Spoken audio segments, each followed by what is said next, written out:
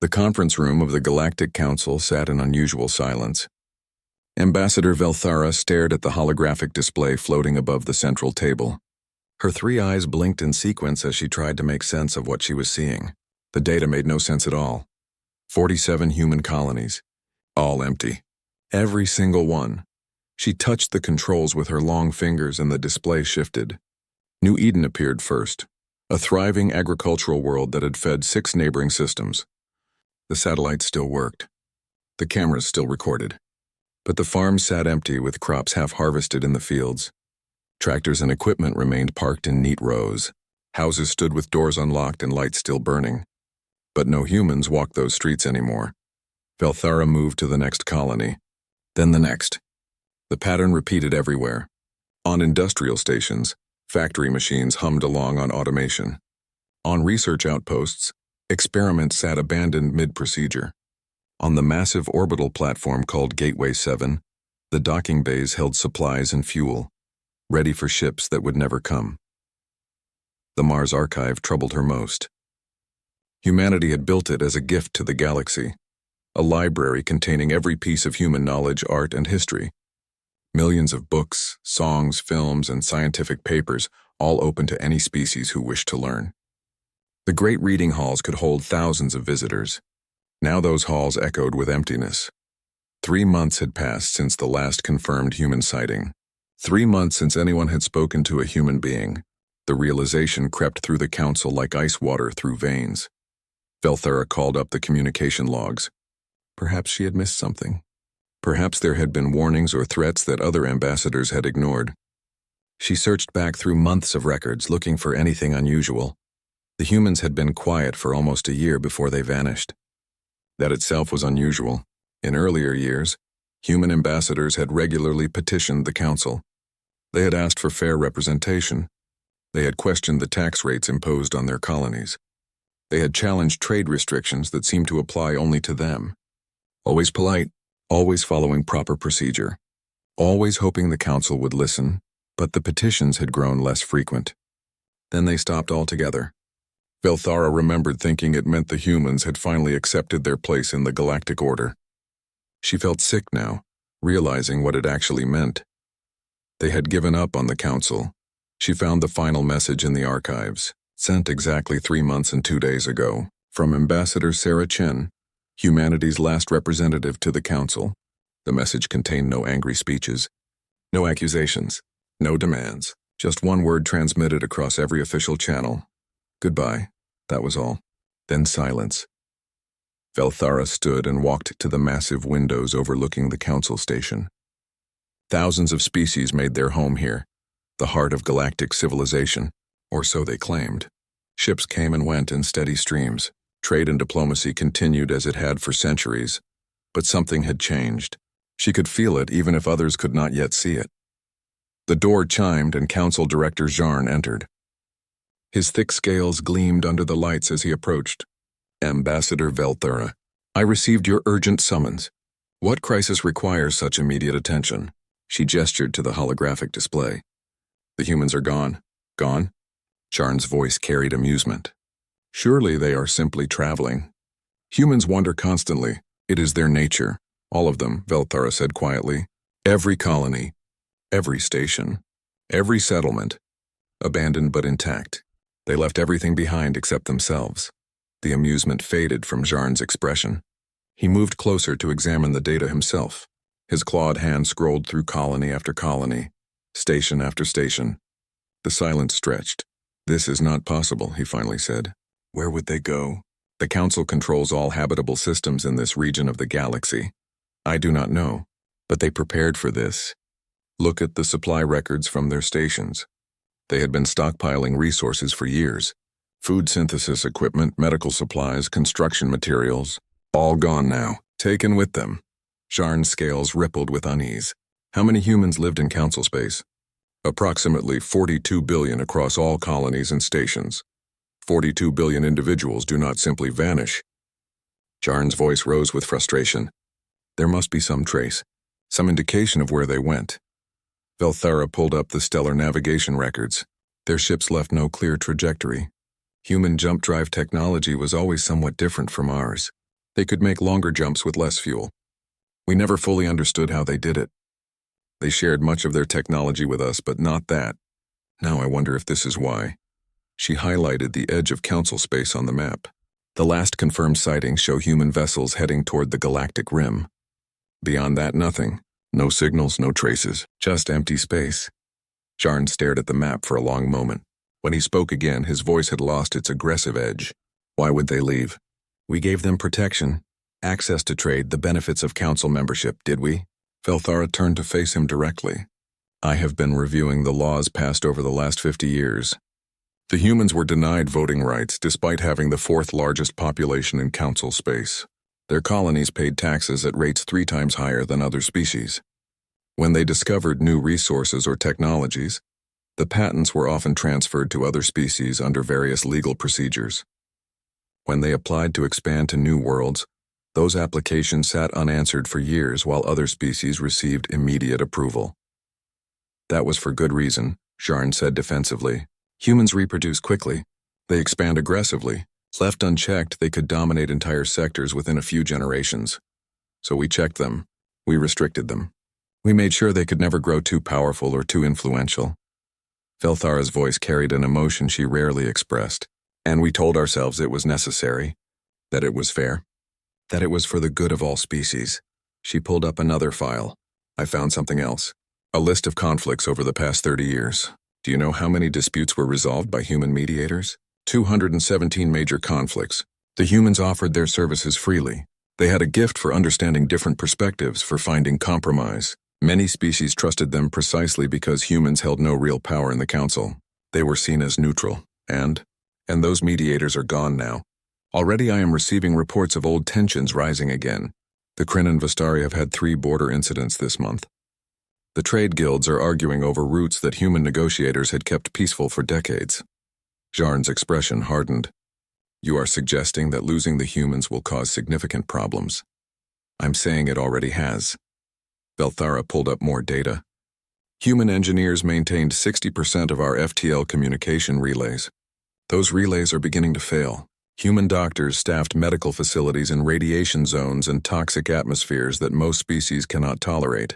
Those facilities are closing. Human technicians, teachers, farmers, researchers, they filled thousands of roles that others did not want or could not perform. She paused, making sure Jarn understood. We built our comfortable civilization on their labor. We took their contributions for granted. We treated them as servants rather than equals. And we never imagined they might simply choose to leave. Jarn was quiet for a long time. Finally, he asked the question that Velthara had been dreading. Can we find them? Can we bring them back? I do not know, she admitted. But I think we need to understand why they left before we can answer that question. And I think the answer will not be pleasant for any of us. The 2 ambassadors stood in silence, looking out at the vast station that represented the pinnacle of galactic achievement. For the first time, Velthara wondered if that achievement had been built on a foundation that was far more fragile than anyone had realized. Somewhere in the darkness between stars, 42 billion humans were traveling to a destination unknown. And the galaxy they left behind was only beginning to understand what it had lost. 6 months had passed since the humans disappeared. The council still functioned, though cracks were spreading through the foundation of galactic civilization like ice breaking under pressure. Velthara sat in her office reviewing the latest reports. Each one brought worse news than the last.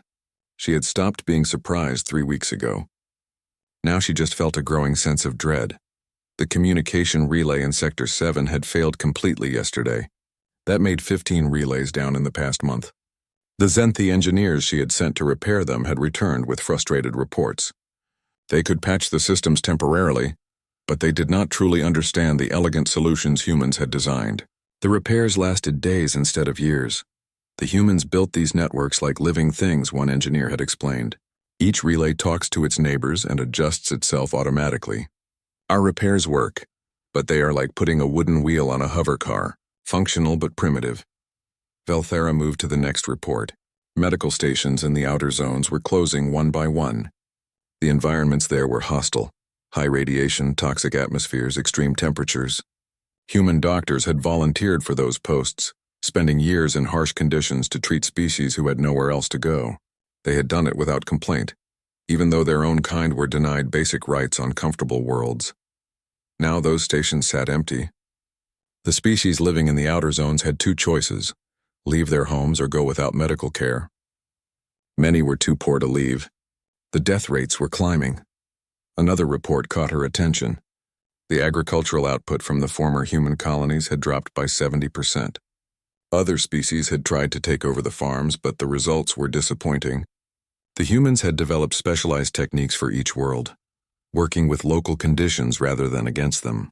The new farmers were trying to apply standard methods and getting standard results. Mediocre at best, food prices were rising across council space. Not enough to cause starvation yet, but enough that people noticed. Enough that they began asking uncomfortable questions. Her communicator chimed. Director Jarn's face appeared on the screen. He looked tired. The past months had aged him visibly. Ambassador Velthara, I need you to review something. I am sending you a file now. The data package arrived and she opened it. It contained records from the Justice Department, specifically the Mediation Division. Her eyes widened as she read. This shows 263 active disputes, she said slowly. How many of these had human mediators assigned? 209. Jarn's voice was flat. Those cases are now reassigned to council mediators. The results have been poor. 16 disputes have escalated to violence. 4 have become active military conflicts. Velthara felt something cold settle in her stomach. The Kryn Vostari situation? War was declared this morning. Both sides claim the other violated the buffer zone treaty, the treaty that humans negotiated 10 years ago. Yes. Jarn looked directly at her through the screen. The human mediator had been checking the border sensors monthly and resolving small incidents before they grew larger. No one realized how much work she was doing because there were never any major problems. Now we know why there were no major problems. Velthara closed her eyes briefly. When she opened them, she asked, how many deaths so far? Thousands in the first strikes. Likely tens of thousands before this ends. Jarn paused. If it ends. The Kryn and Vostari have hated each other for centuries. The humans somehow kept that hatred from turning into war. Without them, I do not know if anyone can. After Jarn disconnected, Velthara returned to her reports. She needed to understand the full scope of what was happening. The picture that emerged was terrifying in its completeness. Humans had been everywhere in council society, but almost invisible. They had fixed problems before others noticed the problems existed. They had maintained systems, resolved conflicts, filled dangerous jobs, and performed thankless tasks. They had done it all while being treated as second-class citizens at best. She found records of human volunteer organizations, groups that taught reading to poor children on mining colonies, teams that rescued people from natural disasters, engineers who designed water purification systems for worlds with contaminated supplies. None of this work had been mandated or paid. Humans had simply done it because they believed it was right. The next file made her hands shake. It contained a list of 23 species. She recognized some names, but not all. Each entry had detailed records of human assistance, food shipments, medical supplies, technology transfers, educational programs. These were the smallest species in council space, the ones with little political power or economic influence, the ones that larger species often ignored or exploited, and humans had been quietly supporting all of them for decades. She picked one species at random, the Morel. Their homeworld had been dying from industrial pollution before they developed space travel. The council had classified them as not viable for development and left them to their fate. But humans had made contact anyway. Human engineers had cleaned their water supplies. Human scientists had taught them sustainable energy technology. Human teachers had established schools. The Morel now had thriving colonies on 3 worlds. They were still poor by council standards, but they were alive and growing, and according to these records, they owed almost everything to humanity. Velthara checked the other 22 species. The pattern repeated. Sometimes it was medical help, sometimes technology, sometimes just food and supplies during hard times. Always given freely, always without asking for anything in return. She wondered why humans had done this. What had they gained from helping species who could offer nothing back? The question bothered her until she realized she was thinking like a council member, always calculating advantage, always measuring profit. Maybe humans had helped simply because they could. because they saw others suffering and chose to act. The concept felt alien to her after so many years in galactic politics where every action had a price and every favor required repayment. Her communicator chimed again. This time it was Ambassador Krell of the Vostari. His face filled the screen, his features twisted with anger. The Zenthi voted against our military appropriations request, he said without greeting. We need those weapons to defend ourselves against Kryn aggression. Your species blocks us while pretending to be neutral. Velthara kept her voice calm. The Zenthi seek peace, not escalation. Perhaps if both sides would agree to negotiations. The time for negotiations ended when the Kryn violated our territory. We demand justice, and if the Council will not provide it, we will take it ourselves. The screen went dark. Velthara sat in silence. 5 years ago, a human mediator would have contacted both sides immediately. She would have reviewed the evidence, spoken privately with leaders, found some compromise that allowed both species to save face. The conflict would have been resolved within days. Now there was war. She forced herself to continue reading. The economic reports were equally disturbing. Human traders had operated throughout Council space, often dealing with remote colonies that larger corporations ignored. They had charged fair prices and maintained regular routes. Now those routes were empty and those colonies were isolated. The human manufacturing facilities had produced specialized equipment that other species found unprofitable to make. Medical devices for rare conditions, spare parts for old ships, tools designed for species with unusual physical forms. Those items were becoming impossible to find. Even small things mattered.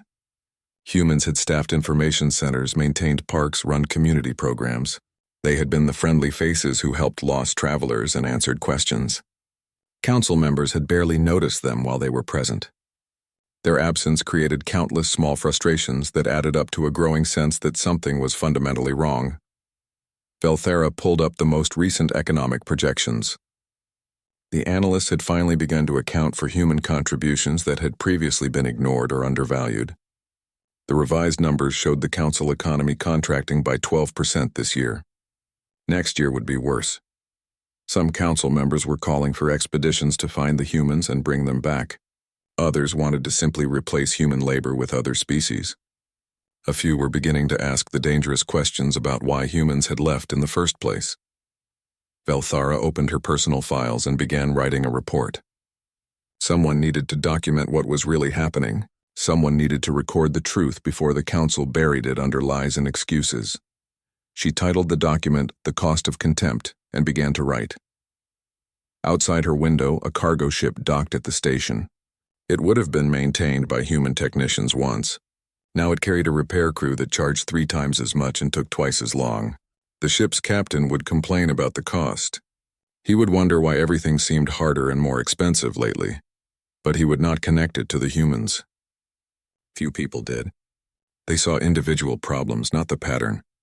They did not understand that they were watching a civilization begin to crumble, one small piece at a time. And somewhere in the darkness beyond Council space, 42 billion humans were building something new. Something the Council would never see unless they learned to deserve it. Velthara typed steadily into the night. Recording the Council chamber had never been designed for shouting, but shouting filled it now. Ambassador Velthara watched from her seat as centuries of careful diplomacy collapsed into accusations and anger. 1 year since the humans vanished and the galaxy was tearing itself apart. The Zenthi must answer for their obstruction. Ambassador Krell slammed his clawed hand against his podium. Your votes blocked our defense appropriations while the Kryn murdered our citizens. You are complicit in genocide. Ambassador Thora of the Kryn rose to her full height, her crystalline skin flashing with angry colors. Lies, the Vostari invaded our space first. They killed a mining crew and destroyed our station. We acted in self-defense. Enough. Director Jarn's voice boomed through the chamber. His scales had dulled over the past year, making him look older and tired. This council was formed to prevent such conflicts, not to host them. Both species will submit to arbitration. We reject council arbitration, Krell said flatly. The council has proven itself incapable of fair judgment. We will seek justice through our own means. Thora nodded in agreement. For once, the Vostari speak truth. The council serves only the interests of the powerful. The rest of us must fend for ourselves. Other ambassadors joined the argument. Old grievances surfaced. Trade disputes became threats. Alliances fractured along lines that had been hidden for generations. Belthara watched it all with a sick feeling in her stomach. She knew what was missing from this room. Who was missing? She thought about the human mediators who would have been working behind the scenes already. They would have spoken privately with each ambassador, finding common ground, building trust. They would have turned this chaos into productive conversation, but the humans were gone, and the council was paying the price. When the session finally ended in deadlock, Belthara returned to her office. She found a message waiting from an old friend, Scholar Menthus of the Archon species. The Archons were the founders of the Council, the oldest spacefaring civilization in the galaxy. They rarely involve themselves in daily politics anymore, preferring to observe and advise from a distance. The message was simple. Come to the archives. We must talk. The archives occupied an entire level of the Council station, vast halls filled with the recorded history of galactic civilization. Belthara found Menthus in a private reading room, surrounded by holographic displays. The ancient Archon turned to face her. His species looked vaguely reptilian, with features that had evolved over millions of years into something refined and delicate. His eyes held the weight of centuries. Thank you for coming, Ambassador. I have been studying the human question. Belthara settled into a chair. And what have you learned? That we are fools. Menthus gestured at the displays around him. I have reviewed every interaction between humans and the Council over the past 50 years. Every law we passed regarding them. Every petition they submitted.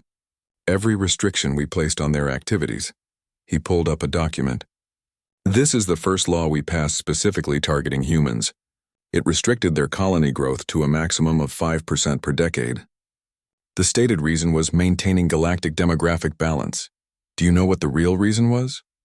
Oh, fear. Menthus said the word quietly. The Council had studied human history. We saw how quickly they progressed technologically. In just 400 years, they went from chemical rockets to quantum drives. They solved problems in decades that took other species centuries. We were afraid. Afraid of what they might become, afraid of what they already were. Menthus pulled up more documents. Look at this analysis from 60 years ago. It was classified, but I have access. The Council Science Committee studied human psychology and social development.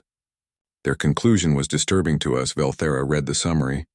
The words chilled her. Humans displayed unusual levels of cooperation, even with unrelated individuals. They formed emotional bonds across genetic and social lines more easily than most species. They showed remarkable ability to see perspectives different from their own. When presented with suffering, humans often acted to relieve it even at personal cost. The report concluded that humans were potentially destabilizing to existing power structures due to their pro-social behavior and rapid adaptation. We feared them, Menthus continued, not because they were aggressive or cruel, but because they were kind, because they built bridges instead of walls, because they saw other beings as potential friends rather than potential threats. That makes no sense, Belthara said. Why would we fear kindness? Because kindness is power, and power threatens those who already hold it. Menthus pulled up a voting record. Every law restricting humans was sponsored by the wealthiest species in the Council. Every petition humans submitted was blocked by those with the most to lose from change. We told ourselves we were maintaining order, but we were really protecting our privilege. He showed her more files. Tax records. Trade agreements. Resource allocations. The pattern was clear once she knew to look for it. Humans had been systematically disadvantaged at every turn. Their colonies paid more taxes. Their ships paid higher docking fees. Their goods faced more inspections. Their scientists had to work twice as hard for half the recognition. They never had a fair chance, Belthara said slowly. No. And when they complained, we called them ungrateful. When they worked harder to overcome the obstacles, we called them aggressive. When they helped other species, we ignored it or took credit ourselves. Menthus closed the files. We created every law to slow them down, and we convinced ourselves it was justice. Belthara sat in silence, processing this. Finally, she asked, did they know? Did the humans understand what we were doing? Menthus pulled up one final file. This was found in the Mars archive after they left.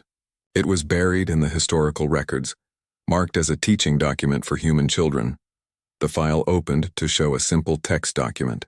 It was titled The Price of Belonging and appeared to be a guide for young humans joining Council Society. Velthara read it with growing horror. The document laid out exactly what humans could expect, the discrimination they would face, the extra work they would need to do for equal recognition, the ways they would be treated as inferior by species who were not actually superior. But the document did not encourage anger or violence. Instead, it taught patience. It taught excellence. It taught humans to be so good, so helpful, so necessary that the Council would eventually have to recognize their value. They knew everything, Velthara whispered. From the beginning, they understood exactly what we were doing to them. Yes, and they chose to stay anyway. They chose to keep working, keep helping, keep building, because they believed that eventually we would see them as equals. Menthes's voice was heavy with emotion. They had more faith in us than we deserved. How long were they planning to leave? The evidence suggests at least 30 years. They built their escape slowly, carefully, stockpiling resources, designing ships for extreme long-range travel, training their population for life beyond Council space, all while continuing to maintain our systems, resolve our conflicts, and support our weakest members. Velthara thought about the 23 species humans had been helping in secret. They knew we would never change. They knew they had to leave. I believe they hoped we would change. They gave us decades of chances. But at some point they accepted the truth and made their plans accordingly. Menthes stood and walked to the window overlooking the station. The final proof is in what they left behind. What do you mean? They did not sabotage anything. They did not destroy what they had built. They simply maintained everything until the last moment and then departed. They left their technology, their libraries, their knowledge. They left us everything we needed to continue without them. He turned back to face her. They did not leave in hatred, Ambassador. They left in sorrow. Is that supposed to make it better? Velthara felt anger rising in her chest. They abandoned us. No. Menthes's voice was gentle but firm. We abandoned them first. We abandoned them every day for 50 years. We abandoned them every time we passed a discriminatory law. Every time we ignored their contributions.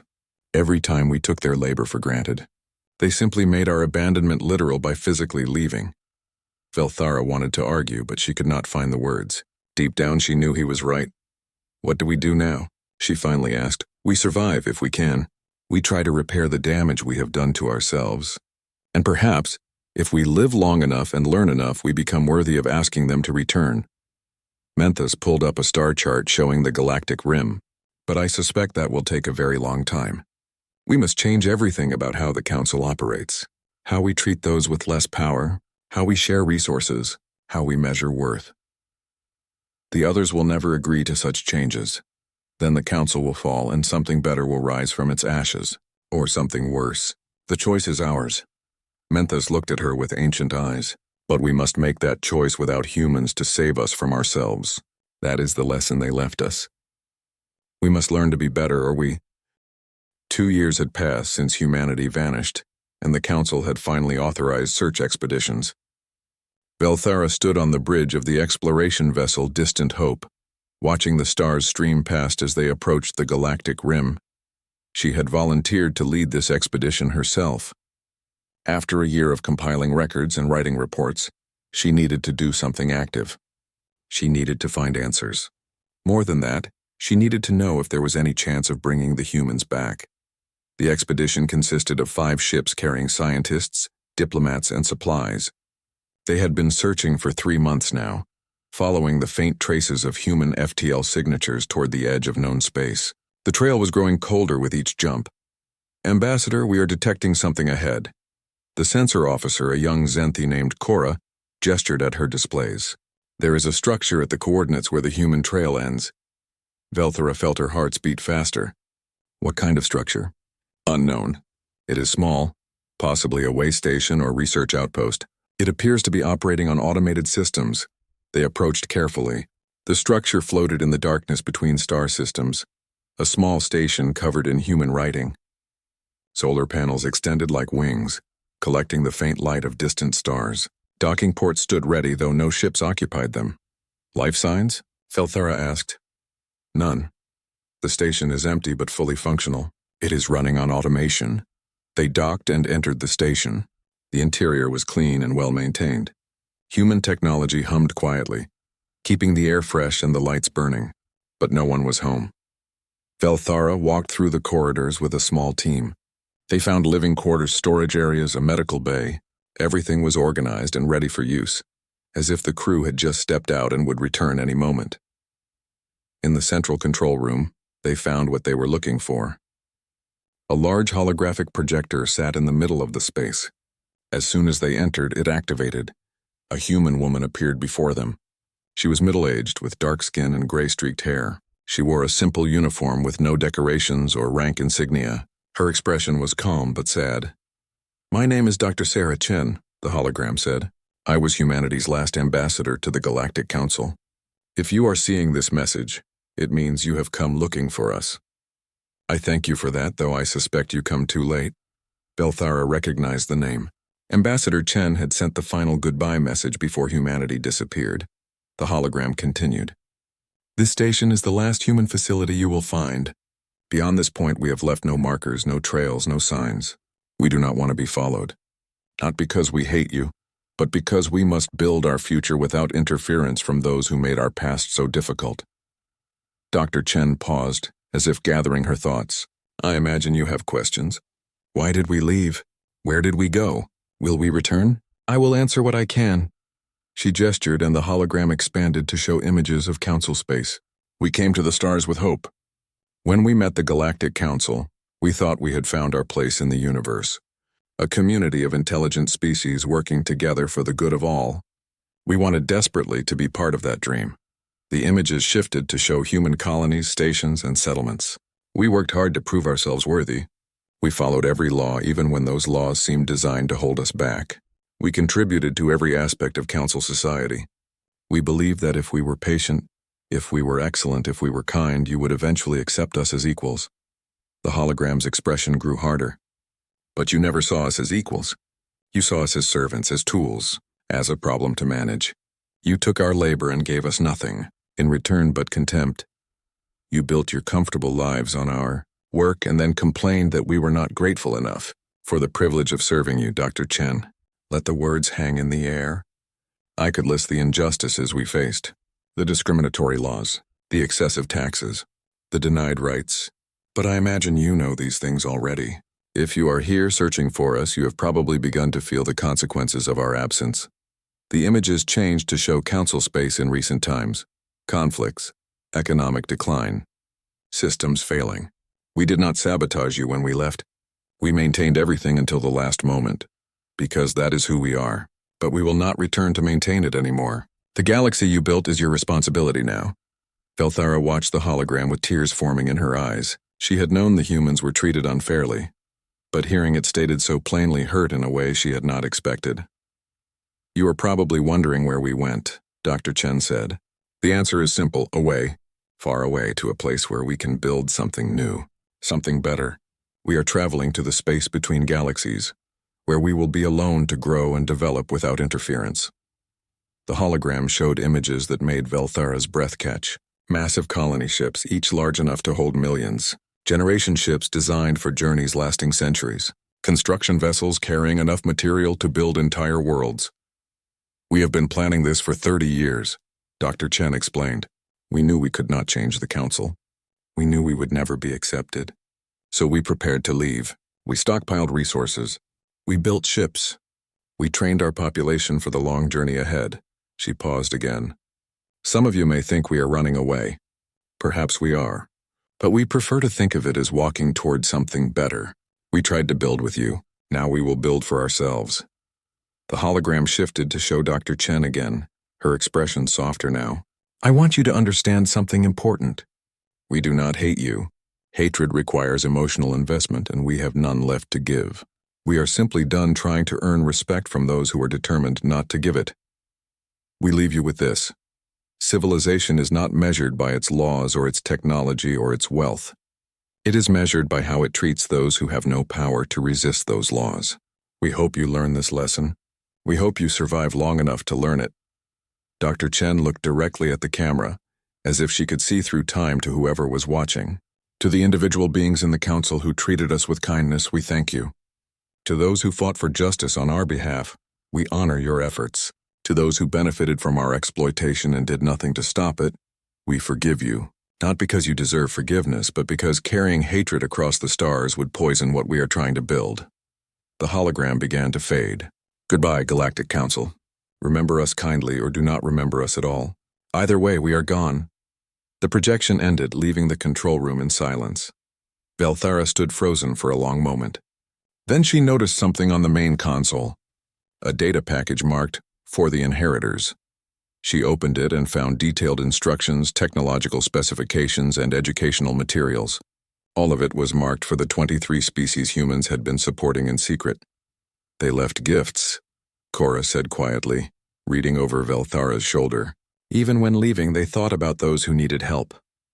That is who they are, Velthara said. That is who they always were.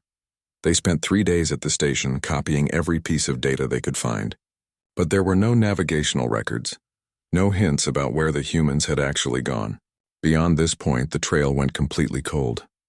On the 4th day, as they prepared to depart, the sensor officer called out urgently, "Ambassador, I am detecting something unusual. Very long range at the edge of our sensors. What is it? Massive energy signatures. Very distant, but definitely artificial. The pattern matches human FTL drives, but multiplied by thousands."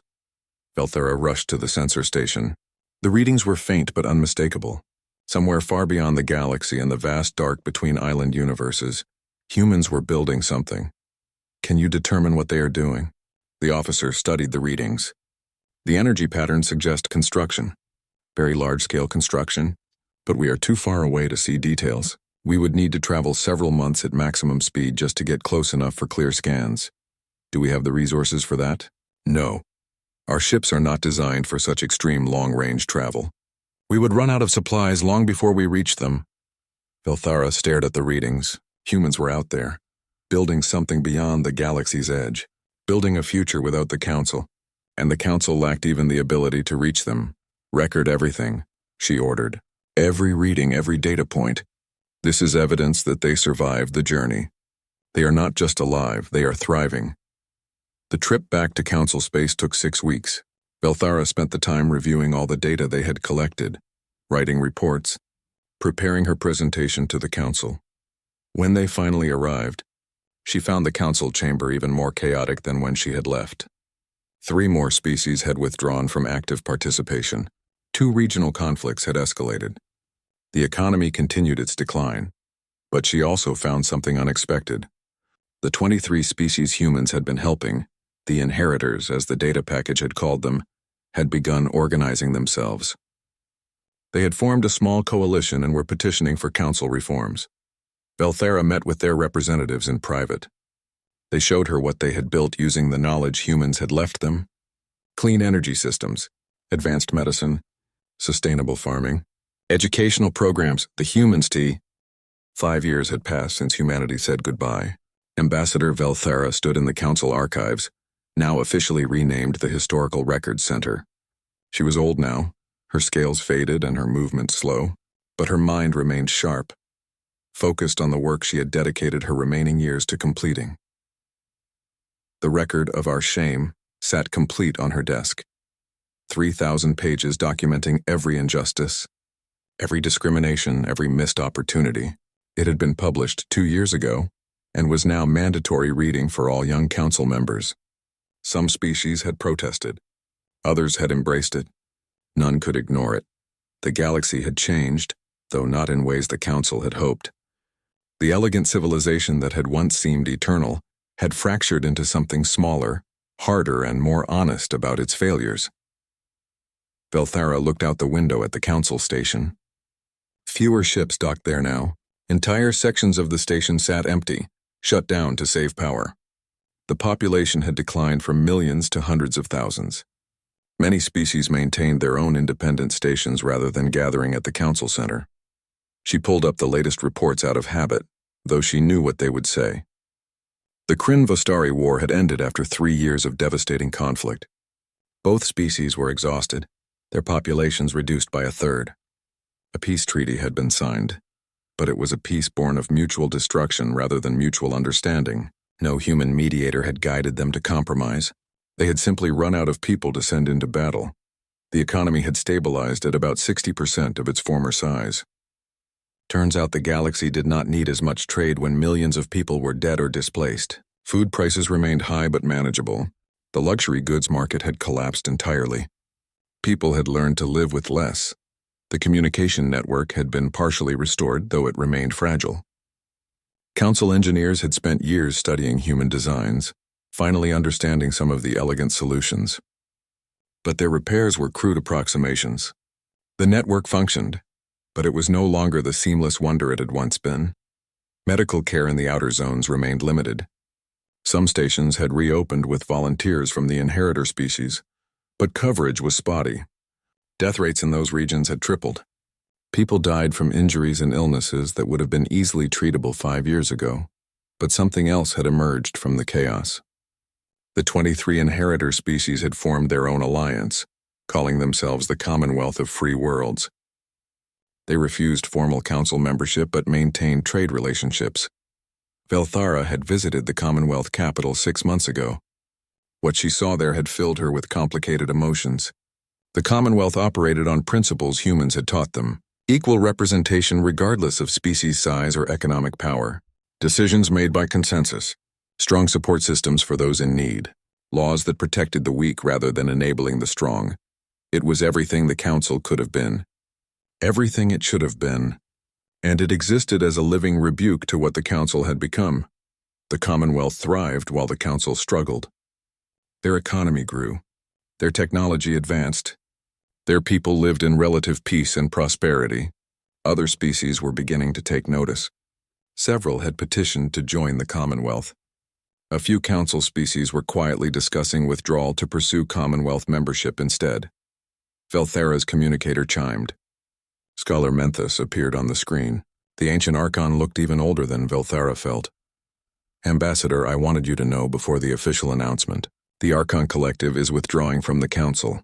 We will maintain diplomatic relations and trade, but we will no longer participate in Council governance. Velthara had been expecting this, but it still hurt. The Archons had founded the Council 3,000 years ago. Their departure was symbolic and devastating. Why now? She asked. Because the Council cannot be reformed from within, Menthus said gently. We have tried for 5 years. We have proposed new laws, new structures, new principles. The old powers block every meaningful change. They would rather rule over ruins than share power in a thriving civilization. So the Archons give up. No. We finally accept the truth that humans understood decades ago. Some institutions cannot be saved. They must be allowed to end so something better can begin. Menthus paused. You should consider leaving as well, Velthara. You have done more than enough here. Come join the Commonwealth. They would welcome you. After the call ended, Velthara sat in silence. She thought about the offer. The Commonwealth did represent everything she believed in, but she was old and tired, and someone needed to maintain the records to ensure the truth was not forgotten. She returned to her work. The record of our shame was complete, but she had started a new project, a comprehensive history of humanity's time in Council space, from their first contact to their final departure. She interviewed hundreds of individuals who had known humans, worked with humans, been helped by humans. The stories amazed her. A Zenthi engineer who described how a human colleague had spent 3 months teaching him advanced techniques, never once treating him as inferior, despite having far more knowledge.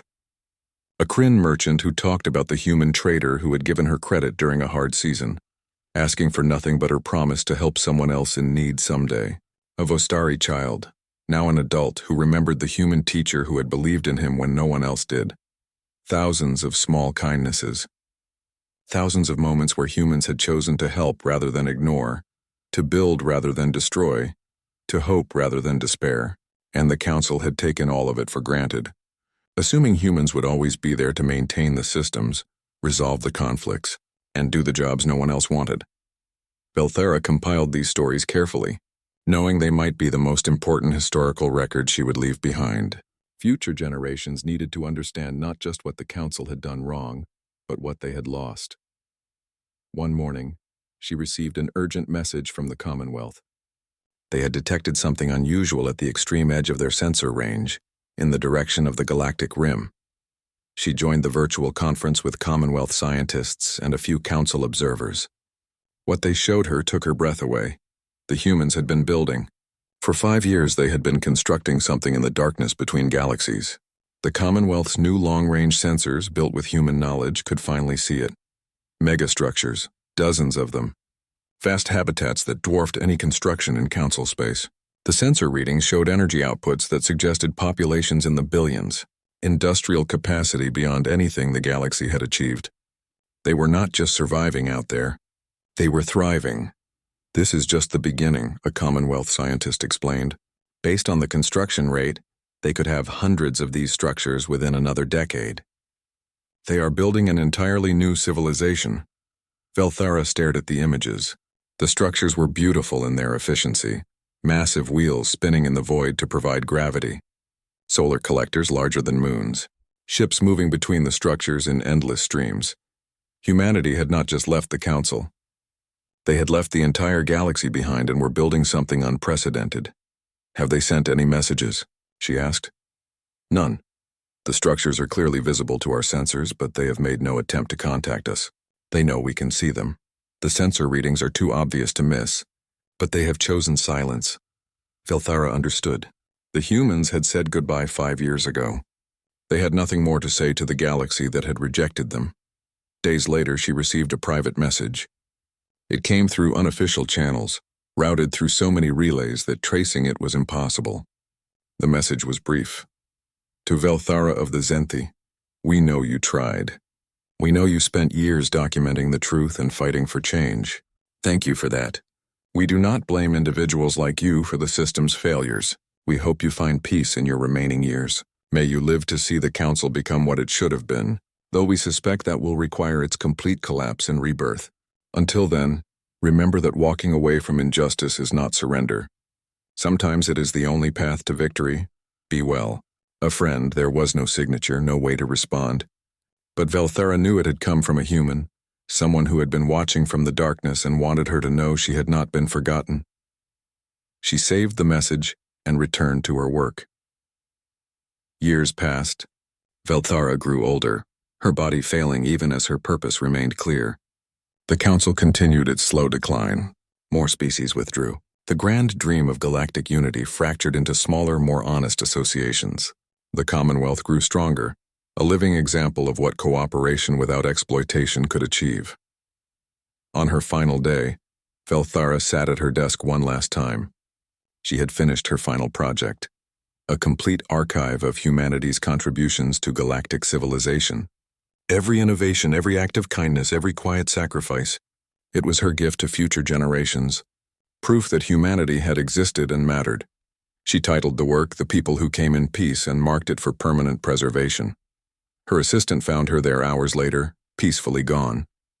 On her screen was a simple message she had been writing.